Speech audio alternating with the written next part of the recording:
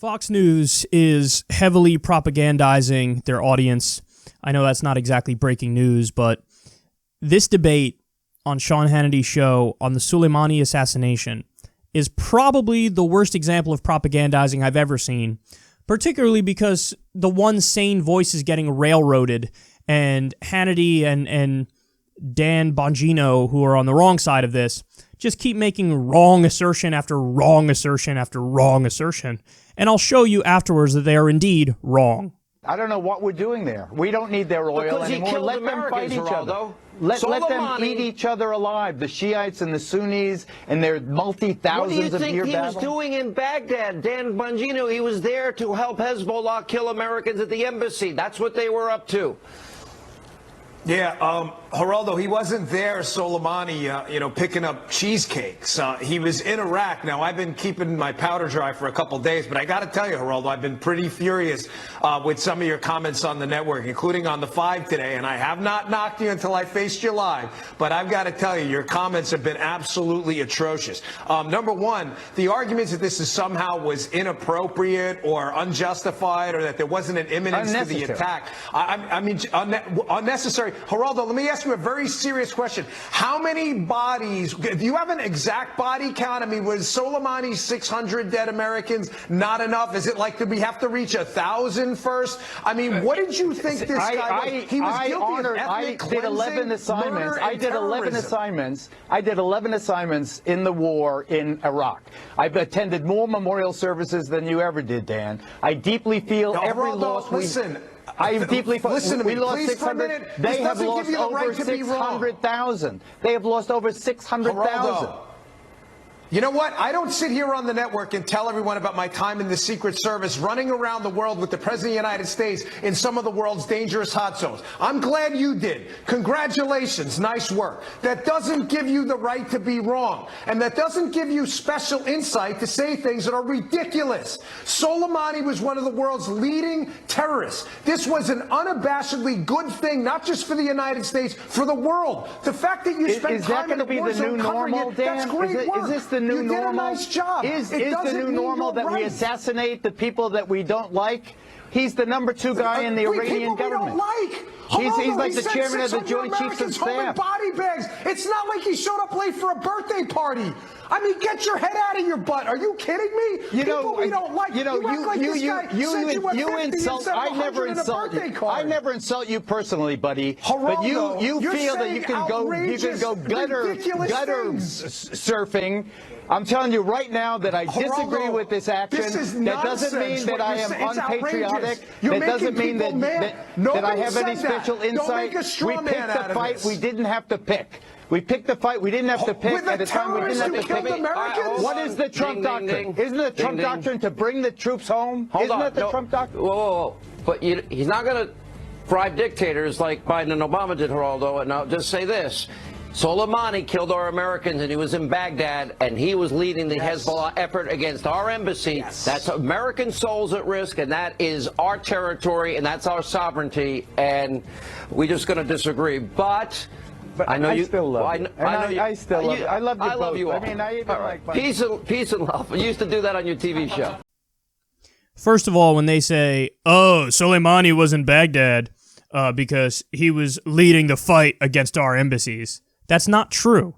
What we know is the Iraqi prime minister has already spoken about the fact that he was there to de-escalate tensions between Iran and Saudi Arabia. So he was on a peace mission when he was assassinated. This idea that he was behind the embassy protests is not true. And by the way, they were embassy protests. Look at the way that these guys think it's justified to respond to protests. Well, obviously, we murder your top general. You protest our embassy being in a country, that's we're there violating their territorial sovereignty. We have no right to be there. We're there.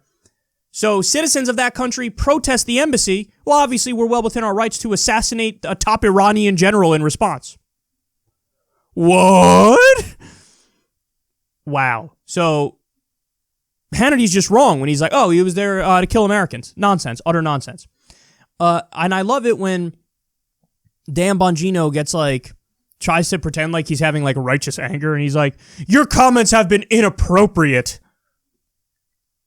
save it with the, like the, how dare you, sir? I'm offended. Yes. I thought you guys were like the anti-snowflake people and you're fine with people being politically incorrect. But the second that it deviates from your party line, you flip out. They were inappropriate and I've been holding my breath, waiting to tell you all these things that you say. You're a bad man, Geraldo. Bad man. I don't care about your value judgments. Talk about the facts. Now, let's get to the facts, okay? So first of all, assuming for a second that they're right, and they're not, when they say, oh, Soleimani had American blood on his hands. Okay, Dick Cheney has Iraqi blood on his hands.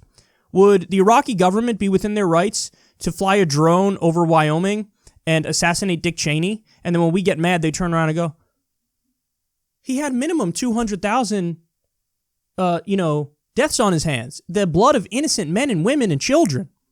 You're going to disagree with that? He was a really bad guy. Would we be cool with that? Oh, that's right, we wouldn't be. We wouldn't be. So maybe that's not the way it works. The way it works in international affairs isn't just, we don't like them, press the button.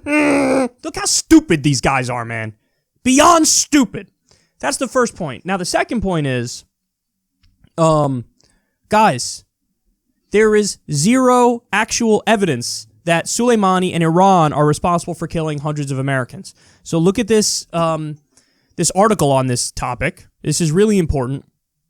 The assertions being repeated today seem based on apparently groundless claims from 12 years ago by the same people who said Iraq possessed weapons programs, and weapon systems that were such a grave threat that they ignited the U.S.-Iraq war.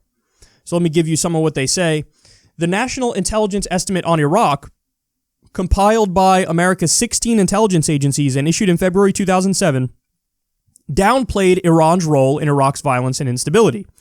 Yet it was at this point that the George W. Bush administration began making the case that Iran had become the principal foreign threat to U.S. forces in Iraq. The Bush administration's case was based primarily on assertions that bomb fragments, such as those displayed by U.S. military officials in a press conference in Baghdad on February 11th of that year, were of Iranian origin. But they never showed any proof making this linkage. U.S. officials originally claimed to have documents, computer files, confessions by captured Iranians, and evidence that Iranian officials were caught with explosives. None of this was ever made public, however, raising doubts as to whether such evidence even existed in the first place. Now, they go on to say, even the chairman of the Joint Chiefs of Staff, Marine General Peter Pace, at the time, admitted that there was no proof that the Iranian government was supplying Iraqi insurgents with the lethal weaponry.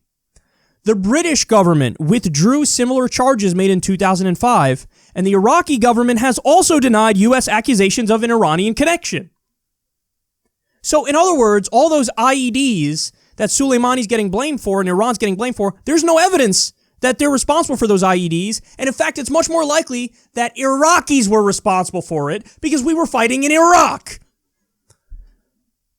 And then here's more on it. I cross-checked a Pentagon casualty database. This is an investigative reporter, by the way, and a wonderful one that happens to work for The Intercept. I cross-checked a Pentagon casualty database with obituaries, and not one of the 9 American servicemen killed fighting in Iraq since 2011 died at the hands of militias backed by Soleimani. His assassination was about revenge and provocation, not self-defense.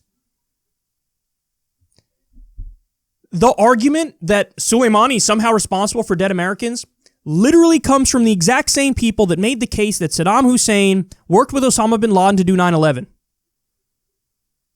It comes from the same people who said Saddam Hussein has weapons of mass destruction, and by implication, he's about to use them on us, so we have to go and take him out. The same people that made that claim are the same people that are claiming Soleimani's responsible for dead Americans. No evidence for any of it. This is why you distrust the government. This is why you don't take it at face value. We played a clip for you the other week. All mainstream media hosts and guests saying, I'll take it at face value that there was an imminent threat from Soleimani against the U.S. homeland. What? Why? Why would you do that? An Iranian general was planning imminent attacks against the U.S. homeland, knowing that if they get pinned for the blame on that, we would take them out in 5 minutes. We would literally start bombing, like Trump said, 52 civilian sites or 52 cultural sites we have that we're looking at.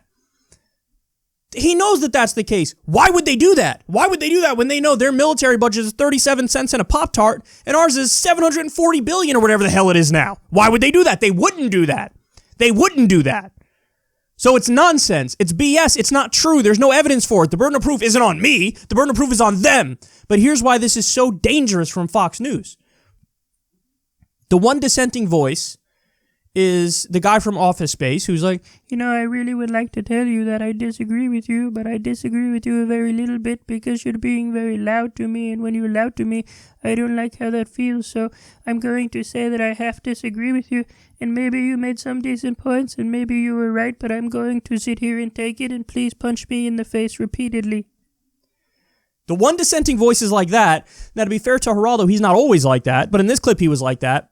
And Dan Bongino and Sean Hannity, who are dead wrong and have no evidence for anything that they're saying, are railroading him.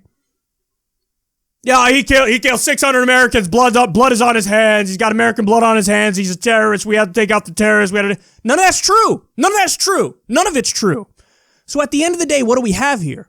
We have a situation where the President of the United States, illegally under U.S. law, illegally under international law, unconstitutionally under U.S. law, took out a foreign leader, a foreign general, when there was no direct threat of violence against us, no imminent attack being planned. It was an illegal, unconstitutional assassination, and it was a giant escalation, and it was a war crime. That's what we have, and it's not being discussed as such, but it should be. So that's the reality of the situation. Sean Hannity and Dan Bongino are manufacturing consent for U.S. war crimes. And a lot of the people who watch Fox News are the people who are likely to believe that the U.S. is acting defensive by definition no matter what we do. And it really is crazy because Trump is a guy who said on the campaign trail, he ran against the Iraq war. He ran against these interventions and escalations. And now he's doing it. And the Republicans flip on a dime. I told you the number. 87% of Republicans support what Trump did in Iran now. Not, many of them support it because of what you just saw right there. Because of the relentless propaganda that they've now done since the attack. Thankfully, it's not working on the entire country. 56% of the country is against what he did. So it didn't work overall, but among Republican circles, it's working. And one of the reasons why is they have a relentless propaganda outlet, Fox News, which is doing their bidding and lying every step of the way.